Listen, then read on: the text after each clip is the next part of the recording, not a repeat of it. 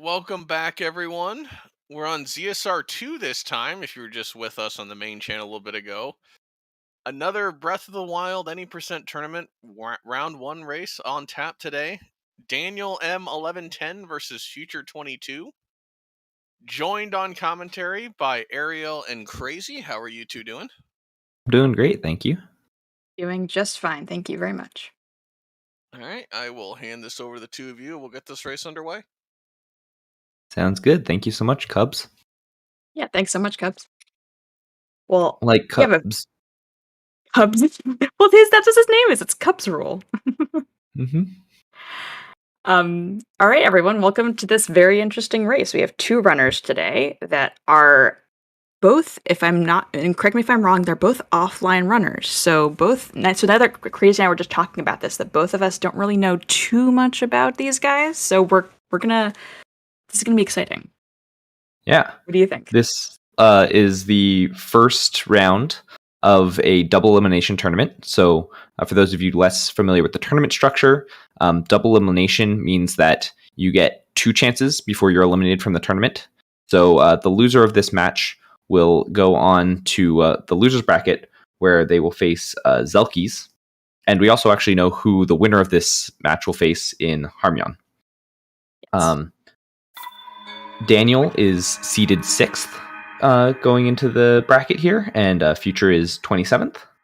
Yeah, Daniel seeded very high because he was very impressive in qualifiers. Got some very good times.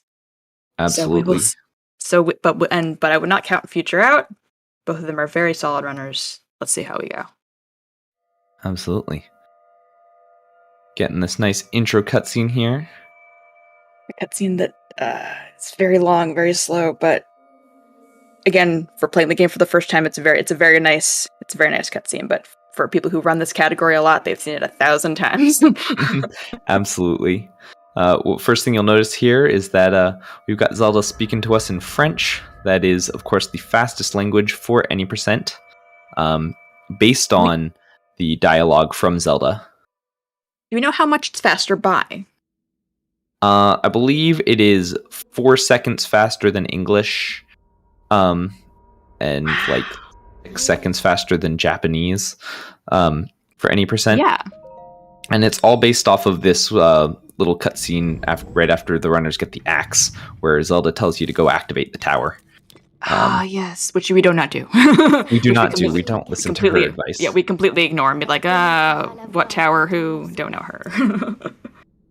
All right, picking up our Sheikah Slate, and then we're going to do a scope clip out of the Shrine of Resurrection. Absolutely. We start ourselves right away by clipping out of bounds and avoiding the sort of intro cutscene that occurs where you run out onto the Great Plateau and see the expansive world. It's very beautiful. I love that. I love that. I love that that opening cutscene. It's beautiful. Mm-hmm. But unfortunately, we're skipping it because that is a cutscene that starts time of day, and we don't want to start time of day. We want it to remain permanently sunny at 5:15 in the morning, and no weather, no night, no dust goblins, just sunshine, sunrise. Absolutely. See both of our runners getting the scope clip. Daniel getting a little faster there. Yeah, it is definitely a heavy reset point when you're doing PB attempts. Yes, it is, and it's very RNG based. Sometimes you just get lucky and you clip out really quickly. Mm-hmm. Looks like we have both runners going for pot lid, which is I think it's the more consistent strat for the first few things you pick up, because you could pick up the shield, you could pick up some food on your way over there. A faster strat is using the Boko shield, which we will see coming up, the Boko camp. But we haven't seen a lot of runners in the tournament use that because it's a little riskier. You can very easily just get one shot by those Bokos and it's over. Absolutely. It does save about 7 seconds. Exactly. And the fastest runners do find it consistent enough to go for even in races. But I think both the runners here making a very reasonable choice to just go with the tried and true pot lid. I also saw them picking up some backup food there, just in case of any accidents over the course of this run. Yeah, especially because being in the cold area means you are constantly taking damage. It's very easy if you lose maybe 10 seconds here and there, you can end up in a situation where you just die. Absolutely. Other thing, or save this explanation for a bit. As we see our runners picking up the pot lid, the axe. Right here, Daniel is picking up the bow, which is very important for being able to activate bullet time. Critical for BTBs and wind bombs, basically all the big movement tech that we have in Breath of the Wild. We just abused bullet time, where you can basically just make yourself go, was it 20 times faster than you're supposed to be able to go? We abused the fact that the slow motion, Nintendo didn't always get the calculations of coming out of slow motion correct, and so we can exit slow motion and speed up our motions 20 times and go flying. Yep, we have broken the game, everybody. We have broken the game. Daniel has just completed a very quick shield clip into the Stasia Shrine. Shield clipping is we have to clip into the shrines because we have not activated the tower and there's no way to actually open that door. So we gotta get some skew and abuse that skew, shield jump, and clip into the shrine. Fortunately, the pedestal inside the shrine is activated so that you can actually access the shrine. True. Yeah, we're lucky that Nintendo leaves the elevator there. Yeah, I hesitate to think about how we would have fixed that one if that hadn't been activated. If people had to go to tower just because in order to activate the elevator. But that's us. How shrine elevators work is a different it's a different conversation. Absolutely. We see Daniel just getting the stasis rune here. We need to collect all 4 runes. We're doing the shrines here on the Great Plateau because they are actually necessary to leave the Great Plateau. The game enforces that we complete this somewhat tutorial section of the game before giving you the paraglider and allowing you to leave the confines of the Great Plateau without voiding out. Although I would argue that even if the game didn't necessarily allow you to leave Plateau without the paraglider, you would want the paraglider to get to. Oh, absolutely. You do spend a lot of time on Plateau, though, so I bet if we could find a way around it, we still would. There only was a way there using that backup food. Nice. Yeah, if only there was a way to get to the Temple of grab the paraglider like we do grab the Master Sword for early Master Sword, but unfortunately, you need 4 Spirit Orbs for it to work. Boo. So here we are doing Plateau. I think there are a lot of really cool stuff that we see on when you do Plateau fast. So absolutely. We see Daniel here talking to the old man, telling him that he should go climb the tower again that we never even raised in the first place. Tower silly. But, that's nice that he's told us that, but we're not going to listen to him. And then we're going to see Daniel here scanning amiibos. We've actually been informed that Future here is going to be running without amiibos. And per tourney rules this time, that affords him a 32.25 second bonus. And so Amiibo is slightly faster, but in order for the accessibility of this tournament, we are not requiring it in order to be competitive. Because Amiibos are expensive and not everybody has them.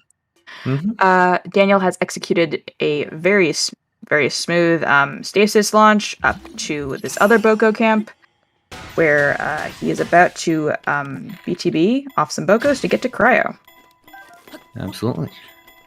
And yes, and Future has not scanned Amiibos, although Amiibos can be scanned at really any point before you have to, cook the food that you get from the Amiibos. So, but most runners do it pretty early in their runs just to make sure that they don't forget to do what I think, honestly. And also it's a reset point too. If you don't get good fish RNG, you can reset. But it's not really an option. Also providing backup food.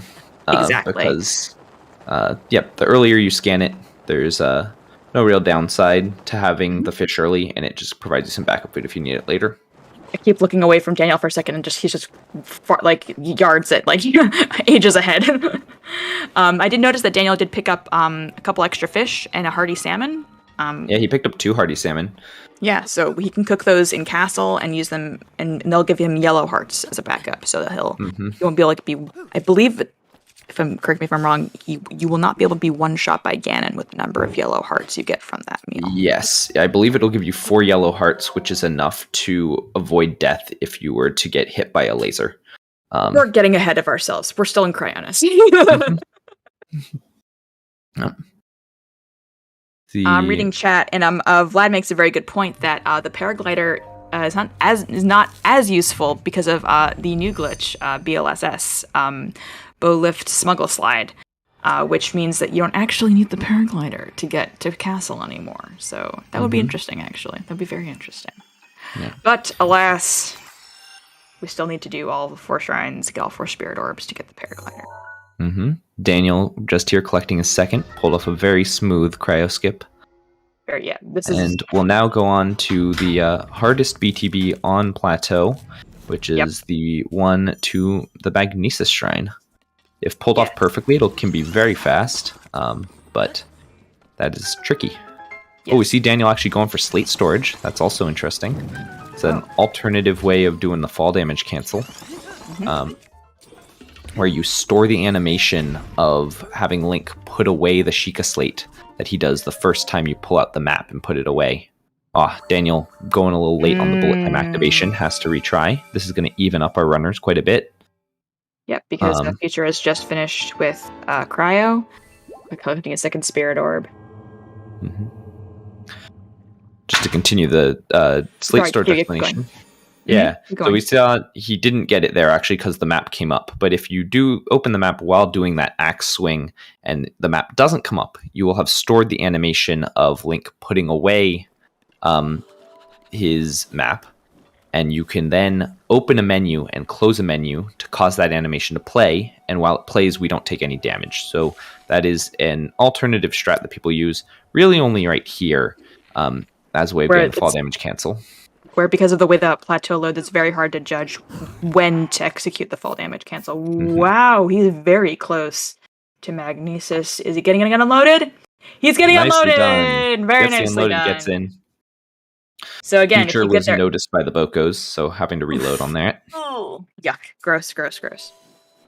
Daniel getting unloaded is very cool because of the way the game is. If you get somewhere too fast, if you are just so speedy, not everything is loaded properly, including the doors to shrines. You can just walk in. Crazy. And hey, Future, they're getting a nice 1 second try. Yeah, very nice second try. Both of our runners taking 2 tries to get their BTB. Which is, again... These are some brutal loads for Future. Yeah, oof. Yeah. I think this is one of the only games that we want the game to be slower. so that loads slower so that we can get places faster. Future, they're getting a backup arrow. Very nice. And Daniel is on his way to completing the 3rd shrine. Just narrowly being missed. Oh no! The axe is still out there, so he's okay. Okay. All right. So, in trying to execute his shield jump, trying to sort of aim for the shield jump, Future keeps throwing his axe. Oh no! Let's see. 3rd time's the charm. Oh, so close. This shield clip back into the elevator is quite tricky. Yeah. But it's good that he did not lose. Yeah, and it's good that he did not lose his axe. He's going to need it for stuff. Absolutely. Daniel here going to pull off a box walk. The very well, I've been told that it's consistent once you get the hang of it, but then all strats are consistent once you get the hang. Yeah, nicely executed right there. Oh, very nice. Yeah, this is very smooth. It's very smooth. All right, one last BTB before we get bombs and we can, abuse other ways of movement.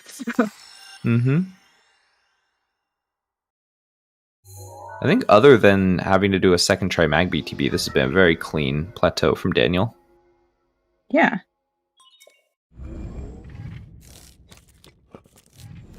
Future just getting the mag rune right there. Gonna make their way through the mag shrine.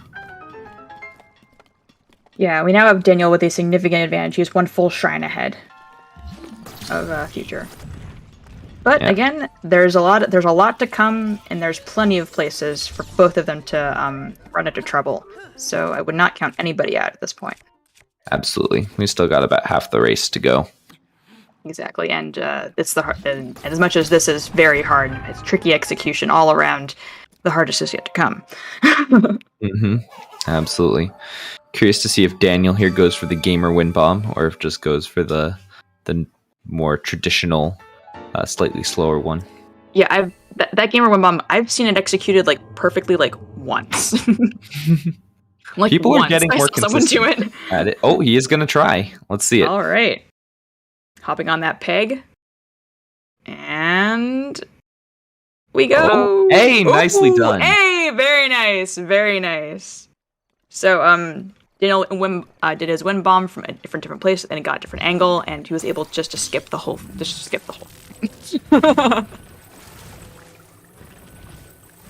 Future's gonna do a slap launch here. This is sort of the safer strat over doing the box walk. Definitely more consistent. Doesn't lose that much time. It's on the order of like 5 seconds or so. Which, for consistency, is definitely a trade many runners are willing to make. Absolutely. I think, and with the trickiness of box walk, I totally understand. Ooh, oh no. Oh, they're just throwing things. Bokos are being pretty mean. Mean Bokos, bad Bokos, bad. Bad Bokos, bad. He needs to be careful about his shield here. Oh, patience pays off. Does manage to get it. All right, very nice. He's got 2 arrows in his shield. That's so funny. Oh my god, that's actually really funny. Oh no! Oh no! Oh. Future having a very rough time. Those with the BTB to bombs. Oof. That was quite mean of the Bokos. All right, we see mean. Daniel here pulled off a very clean wind bomb. Going to use a tree launch now in order to get up to the top of Temple of Time. All right. I would honestly say that tree launch may be one of the hardest tricks we do on plateau. It's very deceptive. The timing is very, very tight. If you, although to be fair, you have a couple chances to do it if you mess it up. But at a certain point, if you've missed maybe like 2 or 3 of them, it's just Future's having a bad time with that slab. All right, yeah, he's clown sprinting. He's just gonna run joggers. Like any joggers in chat. All right, Daniel has acquired finishing off plateau. Yep, has acquired low 15. That is a very clean plateau. That is a very clean. Yeah, that was a very clean plat. I'm gonna attempt Castle BTB. Another infamously hard trick in this run. The activation of bullet time here is frame perfect, and Daniel does not manage to get it there. And he has reloaded. Yeah. The Temple of Time BTB is very, very versatile. If you different frames and different activations of bullet time can mean you go to entirely different places on the map, or entirely different places in Castle for that matter. There are many players who run different categories who know multiple different Temple of Time BTBs for different for different speedruns. Absolutely. He managed to get the frame there, but didn't like the angle that he was leaving the Boko at. That suggests that the arrow shot that he took was not quite placed correctly. Yeah. Again, this isn't ideal, but definitely he can still pull this off, I think, if he wants to win. All right, there he goes. Gets one he's happy with. There we go. Yep. And that's going to take him all the way to the castle. Thus, really commencing the second half of the run. The first half we spend completing the Great Plateau in the tutorial, and now the second half we're going to head to castle and collect all of the weapons and cook our attack up food in order to take on the final boss rush. Yep. And that final boss rush is very unforgiving. You get it because you have not completed the 4 dungeons in the game, you have to fight those 4 bosses. And if you mess up at Ganon after those 4 bosses, you have to go back to the beginning of those four dungeon bosses. Although I will say this, in many ways, fighting those 4 bosses in the Sanctum, I think is easier than doing it in the dungeons themselves, because there's no dungeon architecture you have to worry about. They're just one big room. Absolutely. So Daniel has got the good angle to castle, and he had got the unloaded gate, and we are currently waiting for the castle cutscene to get its stuff together. There we go, collecting the Royal Guard's Claymore. Yeah, and I don't think people really truly appreciate how tight the weapon routing is for the new castle route. It is quite tight. There is not a lot of extra durability on any of your weapons. Even just using the Royal Claymore there to smash open a box for the Razor Shroom is something you have to take into account and could affect how he does the Thunderblight fight. Exactly. Very sort of long-term consequences. We'll see Daniel picking up ancient arrows, which is again a part of the new castle route. Those ancient arrows will be used exclusively on Ganon. They do a lot of damage and has kind of negated a lot of the arrow RNG that was a big problem with a lot of previous 80% runs with the old castle route. Because relying on RNG, as we all know, is a fool's errand. We see Daniel cooking the 2 hearty salmon that he got there for that real insurance against death in the fights. All right. And then I think we're also going to see Future coming up here, going to be looking for a beetle as a result of the no amiibo route that he is running. Exactly. He'll be picking up it's not the rugged beetle, it's which beetle is it? It's the blue one. It's the blue one. I believe it's still a mighty beetle. I don't know. It's not a mighty beetle. It has like a name that it makes it sound like it's the defense beetle. It's not the defense beetle. Sorry. We have Daniel clipping out of castle and wind bombing to a different part of castle, which oh no, Future has died. Oh, that's not good. Yeah, sorry. A little too high on the wind bomb there. Yeah. So that wind bomb you can get away with not fall damage canceling that wind bomb, because if you aim it right, you can end up on ground that is higher than where you started. Which means the game miscalculates and basically says, "Oh, you didn't fall because you ended up on a higher place than where you started." So. But if you go up too high, then it doesn't work, unfortunately. It does not work, yeah. All right. Daniel has finished up his doing castle. He did the riskier and the trickier castle route with the clipping out of bounds, wind bombing to the correct place in castle to pick up the last 2 weapons, the bow and the Edge of Duality from Zelda's study, and which I thought always makes me nervous. It's so unforgiving, because if you fall, you fall, man. You just fall out of bounds. You're just yeah, and you can't get back up. Future got the good RNG, got the bladed rhino beetle, as Jason points out. Yes, the bladed. Thank you, Jason. On the closest tree, which is good RNG. Yes. And has reached the end of the plateau, and will be ready to head on his way to the castle. And Daniel is I believe he's about to complete Windblade Skip. Yep. Yes. That's for Windblade Skip right there. Yep. Which is always good.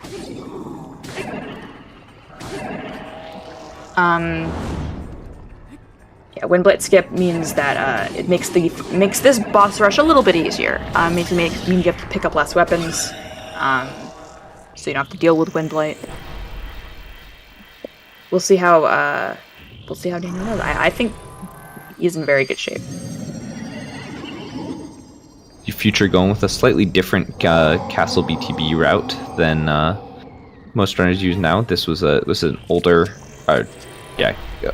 setup for the castle BTB, but still works. And if it increases your consistency, then he gets it first try. Yep. And Future will be doing a different castle route than Daniel does, because he is not using amiibos. He has to go and collect all of his attack up items throughout the castle. I believe for where he's going, he is going to be relying on some banana RNG from boxes. Yes. And this is one of the reasons why many runners prefer amiibo routes, because it's much more where it does still involve some RNG, but it's not as bad. Whereas whereas the reloads in Castle to get the bananas from the boxes, it can be kind of rough, and it's a very late reset point. Whereas with amiibos, it is an early reset point. Absolutely. All right. All right. Oof. The box isn't even loaded yet. Come on, box. Daniel going for a quick kill on Fireblight there. Ends up one hit off.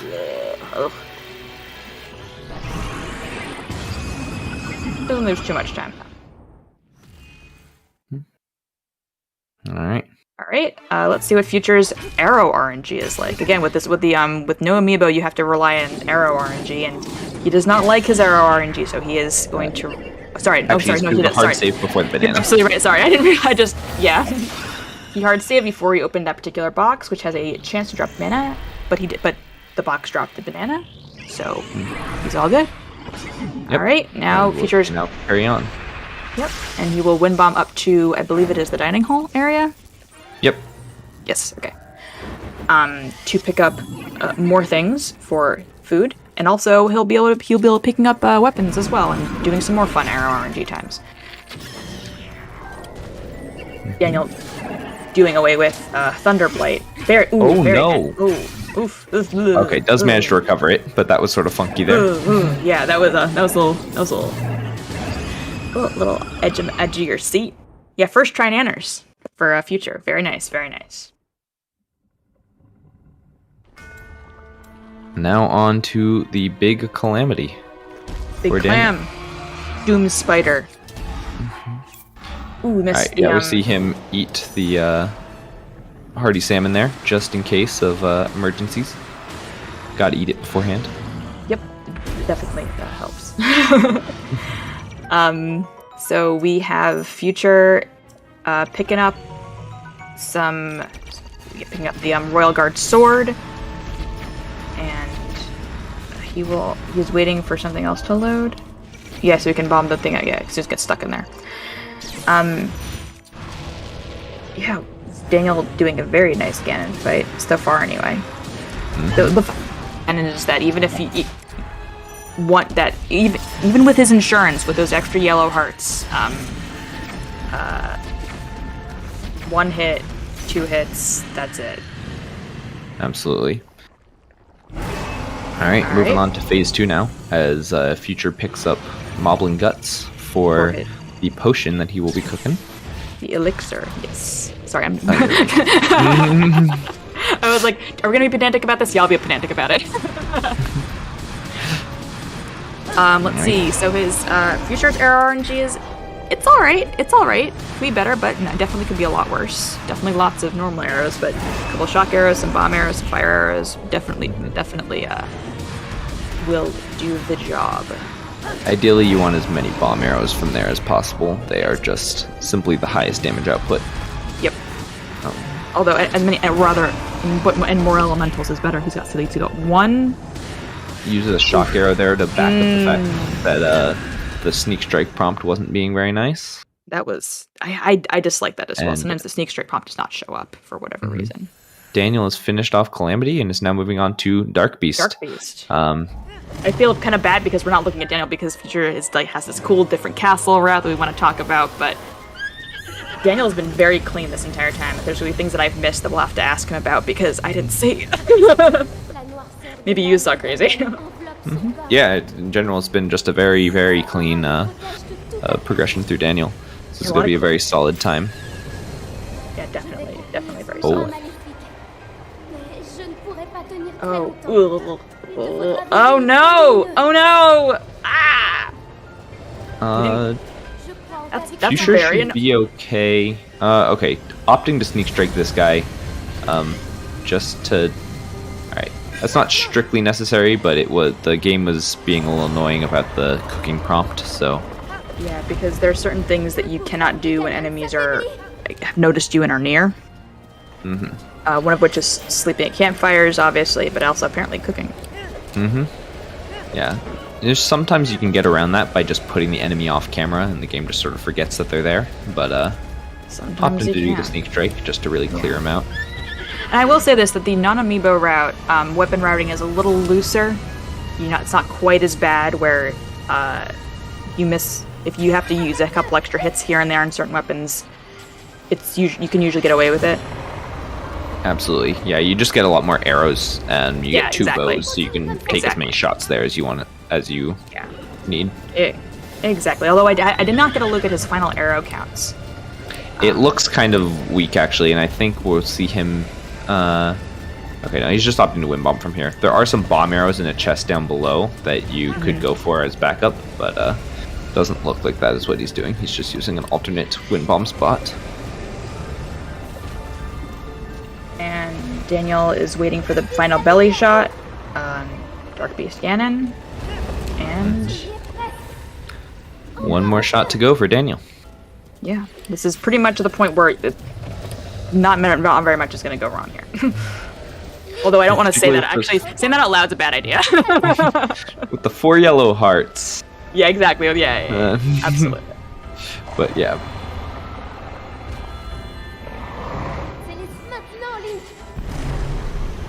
GG's to Daniel. Nicely GG's done. to Daniel. Yeah, that is a sub 30.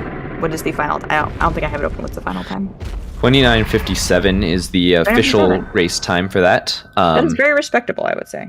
Absolutely, particularly when you subtract off the minute 7 seconds for how we would put it on our leaderboard. In these races, we count the initial cutscene, whereas for our leaderboard, we only start counting once the runner has control of Link. So you subtract a minute 7 seconds there, 28:50, very good time. Yeah, 28:50 is a very good time. Very good time. It's actually better than his time on the leaderboard. This is true. We were noting that Daniel's PB isn't current. Daniel's PB listed on the leaderboard is significantly out of date. He actually achieved a 28:07 in the first qual, or not in one of the quals rounds. Which we don't even know if that's his PB. He might be hoarding something else that's lower. You never know. I don't know if Daniel's going to come into the VC, but it'd be cool if he did.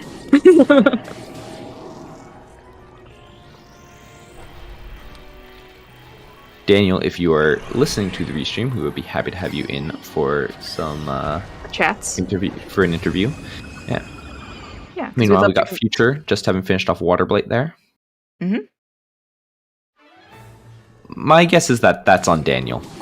Yeah. Again, it's totally up to him. If he doesn't want to, we're no shame, no negativity about not doing that kind of thing. If that's not it's comfortable with, no problem whatsoever. You just focus on Future and hoping that he gets through this boss rush. Mm-hmm. So far, good start to Phase 1 Fireblight. Let's see how Phase 2 goes here.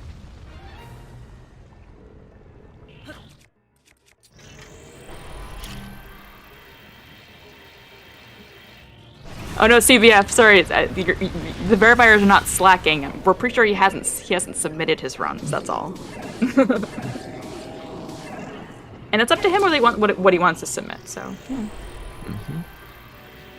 I would never say that the verifiers are slacking. The verifiers are doing very hard work. They're doing the annoying, tedious work that nobody wants to do. Yeah, I wouldn't say nobody, but yeah, we appreciate them very much. Yes, we appreciate them very, very much. We would not want to get on the verifiers' bad side. Interesting weapon routing here from Future, opting to use that Royal Guard sword at the beginning of Thunderblight. Mm-hmm. Not a strategy that I've seen used, but certainly works. Apparently that is how he's opting to route it. Correct me. That Royal Guard sword's usually used in the Ganon fight, right?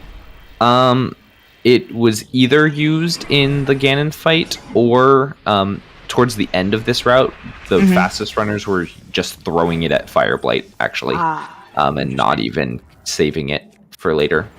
Interesting. Even with a bunch of extra hits on, the time saved of not having to menu through it was deemed better.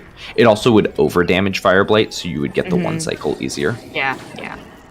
Again, part of the weapon routing for these bosses is that you don't want to, when they're about to die, you don't want to overhit them so that you take more durability than isn't required to actually kill them. Interesting choice there, too, on how to finish off Thunderblight. That Thunderblight is a very different route from any that I'm used to, but it clearly worked, and he is now on to Ganon. The Calamity. Let's go! Alright, getting that first Flurry Rush. So we're getting the heads up that as soon as this finishes up here, we're going to be sending you all on pretty quick over to the ZSR main channel, where we've got a double header happening in a race between Prahaha and Slyzarua, and ITNT Piston versus Tax Slayer. Very nice. Oh, and it looks like Daniel is going to come in for a quick little chit-chat. So we'll see. Alright. Hello, Daniel. Welcome in. Hello, Daniel. GG's. Yes. How you feeling about your race? It was good, I guess. It was quite good. We thought it was quite good. That's 28 is really good. I had incredible luck, actually, because I only scanned 2 amiibos and I got 2 hard songs. Yeah, we saw that was very good. And I also got a crit on my time food. Yeah, you had extra excellent. time as well. Oh, I didn't even notice that. That's excellent luck. Yeah, you pulled off everything pretty cleanly. I think a little bit of struggles with Castle BTB and a little. I had to do second try on Mag BTB, but other than that, things went smooth. Yeah, that was very smooth.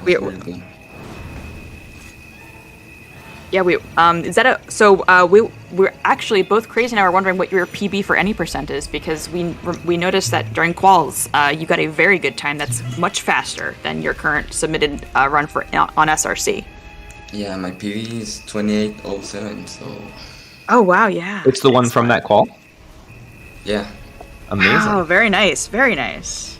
Excellent. Well, good to have you in here. Thanks for talking to us. Anything else you want to note about your run? Because both of us Crazy. I kept looking back and forth, and I just be like, wow, we just so fast. Oh my god. Well, I also got Gamer Win, so that was nice. Oh, right. Yeah, that was also very cool to see. We have a question in chat for you, Daniel. Actually, Gabriel Brand wants to know how you practice. If you can share your methods with us. That's with us. I didn't really practice that much on Old Castle Route. When New Castle Route was discovered, I started to practice that route, especially Ganon, because it's much harder to follow the script on Ganon. Oh, interesting. Definitely.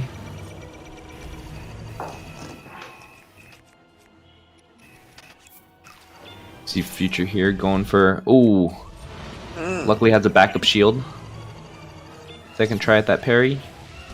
Alright, gets the slightly late parry that going for a flurry rush. Does need to be a little bit careful of attack up timing. Should be enough, but... Should be enough. Yeah, he's on second phase. He's got 1:30 left. He should be able to make it. Let's hope he makes it. If he runs out, because running out of attack up food in the Ganon fight is a big problem, because you might not have enough hits left in your weapons to do all the damage that is required without the attack up food.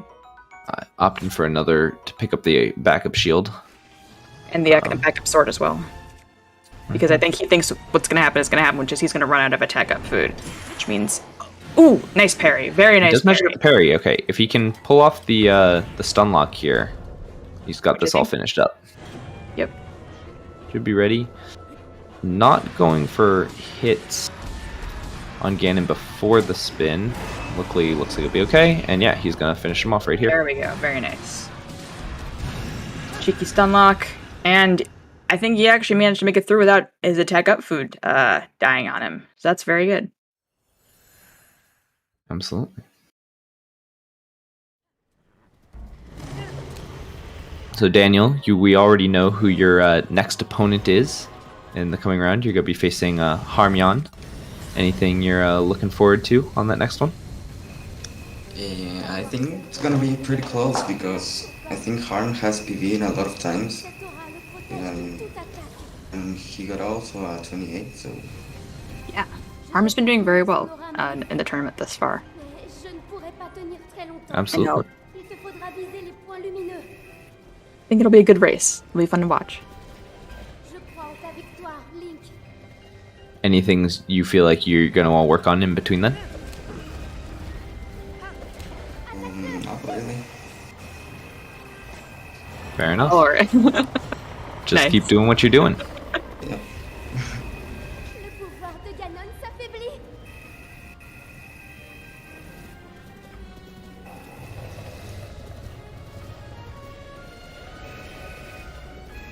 All right. Future coming up on, I guess, second phase Dark Beast. Just a handful more shots, and you will be done. Yeah. Dark Beast Ganon being the sort of last sort of extra bit on this final boss fight that I think is supposed to look scary and supposed to look hard, but it is not. And It's a nice little joyride at the end. Yeah, it's like it's a little victory lap at the end, which I have a lot of questions for Nintendo about why they included this particular part of the boss fight, but it's oof. Okay, that was a little bit closer than I would have liked. I just also wanted to say, Daniel, congratulations on winning your first tournament match. You were in the tournament last year and ended up losing your first 2 in a row out, so you've already made it farther than you did last year. Yeah, true. And that's definitely something to be proud of, no matter what happens in the rest of the tournament, because again, it's always good to improve, do better than you did last time.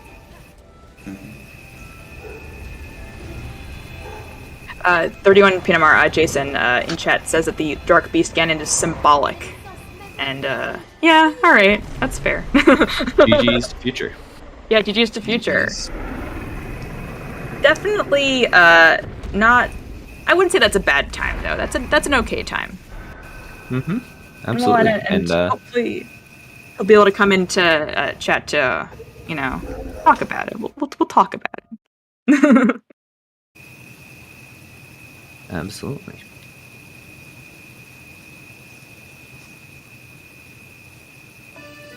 Yeah, I've been taking notes on how things have been going in Futures. And I got a nice list of tasty bits of annoying things that happened to him, unfortunately.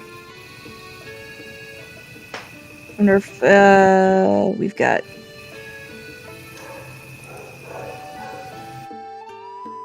Hopefully, we'll be able to get him in the VC if he wants to. If he doesn't want to, it's totally fine as well. Looks like he will be coming in. He's in the waiting room at the moment. Alrighty. Hello, Future. Hello, Future. Welcome in. Jeez. Hey, you guys hear me fine? How are you feeling about that race?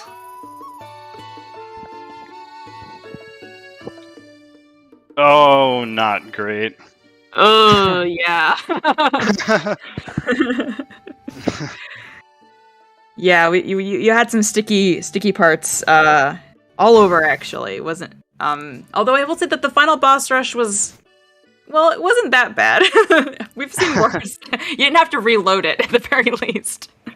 No, yeah, I had this stream up right away, and I heard you guys talking about how we're offline runners, and that is probably true for me. I ran it when the game first came out, when we were just doing boulder launches and tree Yeah. launches and all over the place and stuff. So Couple launches. yeah, exactly. And so I that was when I was most into it the first couple of years, and these Mhm. last couple have been just sort of casually. I mean, I think the route that I ran is probably the exact same one that I did last year.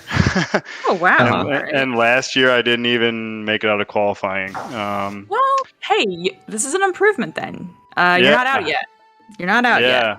It was definitely it's so much fun to do. I mean, the first year that we did it, it was only a handful. I don't even know that we had 32.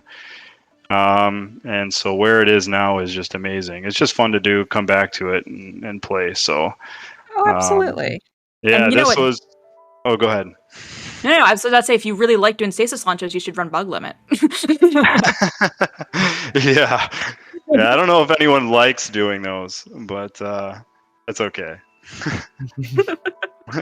But no, it was funny in the qualifiers. I did pretty well and got really good banana RNG through the qualifiers in the castle and the bosses. I did pretty well, but it was the plateau that killed me every time. I was getting like 20, Yeah. and then I'm like, okay, I'm gonna practice, and I sat down and I practiced and practiced and found time, and I was getting pretty consistent, like 16s at least, and I'm like, I'm pretty happy with that for someone that doesn't run regularly.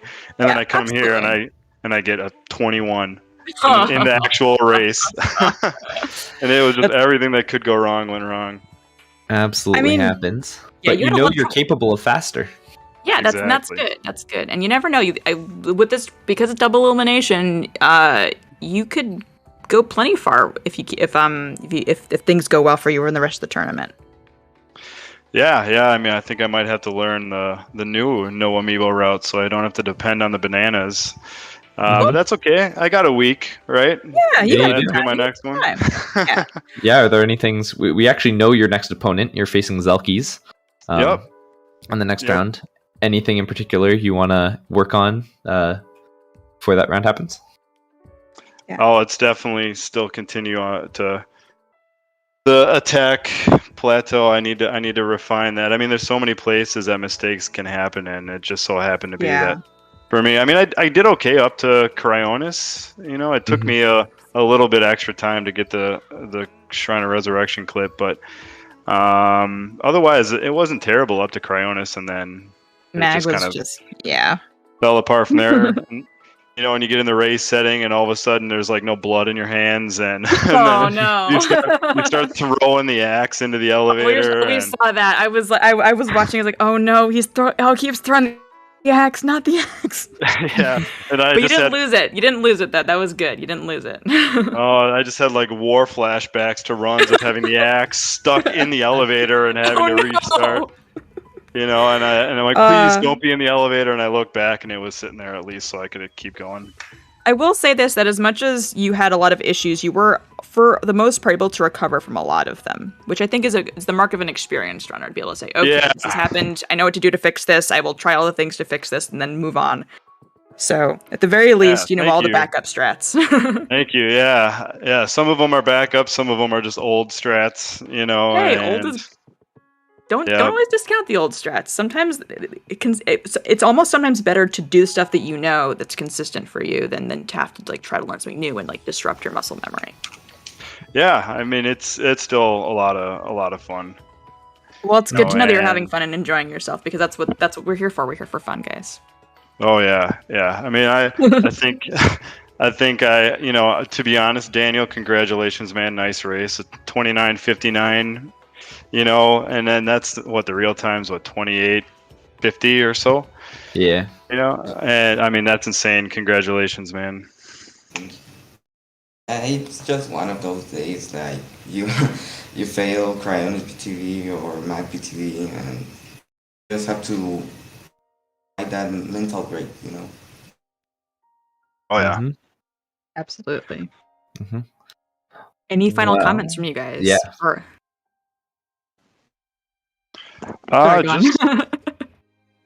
Just thanks for doing this. It's so much fun every year. I didn't run for a while, but I was one of the first people commenting in the tournament thread in Discord, like, "Hey, are we gonna do this?" And so yeah. it's just a blast. So Well, Awesome. Well, we're happy to have you. yeah, happy to have you. And I think with that, we're going to wrap up here and send you all on over to ZSR Main, where we've got a double header happening right now of Slyzerua and Prahaha and IT&T Piston and Taxslayer. So thank you all so much for being here. Thank you to our runners for running. Thank you to Cubs Rule and Angry Demon Noises for commentating. And thank you to my co-commentator. Yes, sorry, for restreaming. And thank you to my co-commentator, Ariel. It's been a great time. Oh yeah, and thanks to you too, Crazy. This has been lots of fun, and you're a great comm partner. Much appreciated. Thank you. Have a good evening, everyone. All right, good night, guys.